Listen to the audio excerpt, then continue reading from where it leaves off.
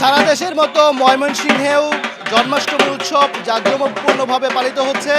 এই মুহূর্তে আমি আছি ময়মনসিংহ নগরীর রেলওয়ে কৃষ্ণচূড়া চত্বর এলাকায়। বর্ণিল সাজে, ঢাকঢোলের বাদ্য আর নানা স্লোগানে কিন্তু এই মুহূর্তে মুখরিত হয়ে উঠেছে পুরো নগরী। এবং এই শোভাযাত্রাটি নগরীর বিভিন্ন সড়ক প্রদক্ষিণ করে দুর্গাবাড়ি মন্দিরে গিয়ে শেষ হবে। সেখানে কিন্তু বিভিন্ন রাজনৈতিক সংগঠনের নেতৃবৃন্দ উপস্থিত ছিলেন এবং সেখানে আমরা দেখেছি যে বিএনপি ও জামায়াতের নেতৃবৃন্দ কিন্তু উপস্থিত ছিলেন। দেশ এবং জাতি নিয়ে যাতে আমরা ভালো থাকতে পারি, আমাদের আগামী দিনগুলো যাতে ভালো হয়, দেশের যেন উন্নতি হয়, আমাদের নিজেদের জীবনযাত্রার যেন উন্নতি হয়, এটাই প্রার্থনা করি। আমরা সবাই একসাথে এটাই প্রার্থনা করব ভগবান শ্রীকৃষ্ণের নিকট যে আমরা সব দেশবাসী একসাথে যেন মিলেমিশে থাকতে পারি এবং কারোর মধ্যে কোনো রকম ভেদাভেদ না থাকে, সবার মধ্যে সম্প্রীতি বজায় থাকে। দুষ্টরা যে সাধুদেরকে যে অত্যাচার করতো সেই সাধুদের পরিত্রাণের জন্য তিনি এসেছেন এবং আমাদের প্রার্থনা বিশ্ববাসীকে তিনি শান্তি দান করবেন।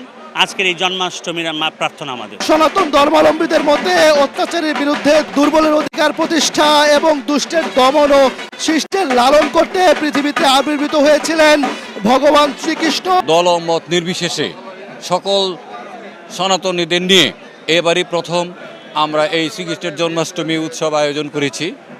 এখানে সকল দলের, সকল মতের, সকল ধর্মের লোকজন উপস্থিত হয়েছে। এটা একটা মেলায় রূপান্তরিত হয়েছে, খুব ভালো লাগছে। আমরা নতুন বাংলাদেশের প্রত্যাশা করছি।